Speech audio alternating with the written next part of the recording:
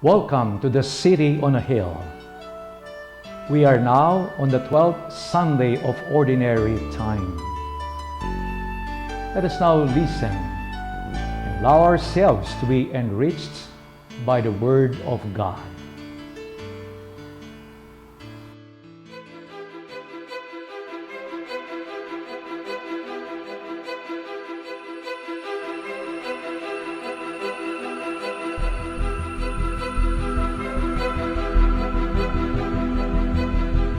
That day when evening came, he said to his disciples, "Let us go over to the other side."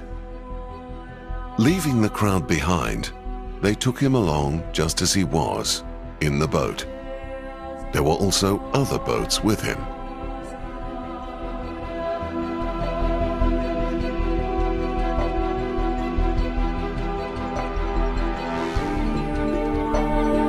A furious squall came up, and the waves broke over the boat so that it was nearly swamped.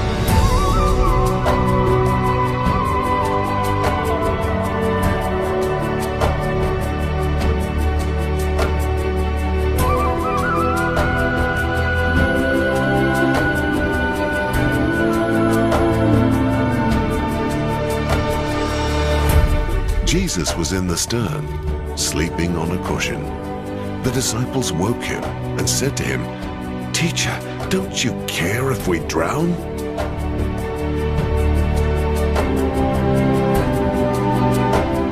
He got up, rebuked the wind, and said to the waves, "Quiet, be still." Then the wind died down, and it was completely calm. He said to his disciples, "Why are you so afraid? Do you still have no faith?" They were terrified and asked each other, "Who is this? Even the wind and the waves obey him."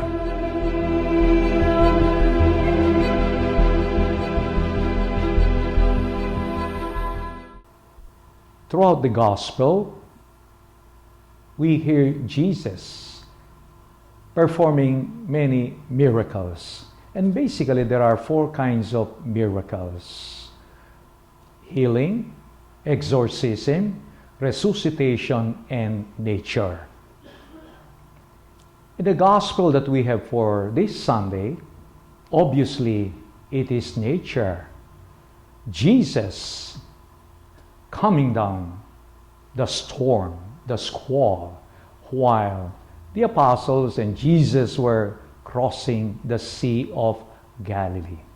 And yet, let us observe how Jesus calmed the storm. It is subdued, the language that Jesus uses. Quiet, be still. And yet, if you try to translate the original Greek, it means shut up, muscled up, very strong. Why? Well, we have to understand it in the context of the mentality of the Jews. The sea was the place where the evil forces are in battle with God's creative forces. And so with what happened, Jesus shows that he has control, and he alone can calm the chaotic sea, symbolizing his triumph, his victory over the powers of evil. Secondly, Mark's gospel was written during a time of persecution. So the Christians were always in fear. Sometimes they would panic when they hear some of their companions, were tortured, they got killed. So they questioned God. "Lord, where are you?" Just like the apostles. Jesus was sleeping soundly and they asked, "Lord, do you care for us?" And that's how we react whenever we find ourselves in difficult situations, faced with serious problems. We ask our dear Lord, "Why me? How come this is happening? Where are you, Lord? And yet, for those who have faith, faith makes a big difference. They would say, alam ko hindi natutulog ang Diyos. So my dear friends, we panic, we fear because we lack faith. We lack trust in the Lord.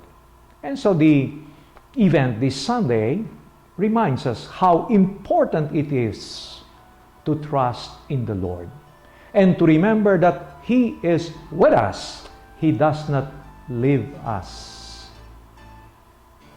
So Jesus will always be there. He might appear to be sleeping. He might appear to not to care for us. And precisely this is the point of Mark. He's reminding us Jesus will always be with us. Pope Benedict XVI tells us in Spe Salvi, faith is hope. If you have faith, you can hope. And so for those people who have no faith, they cannot hope. We can always hope in the fulfillment of God's promises. And so, no matter what happens, God will always be there for us. So what's important is we develop a deep faith, a strong faith, knowing and believing that God is always with us. We remember Psalm 46, verse 11. Be still and know that I am God.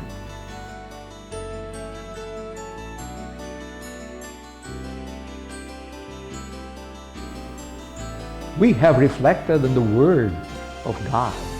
Let us now go to the city and become living reflections of the Word.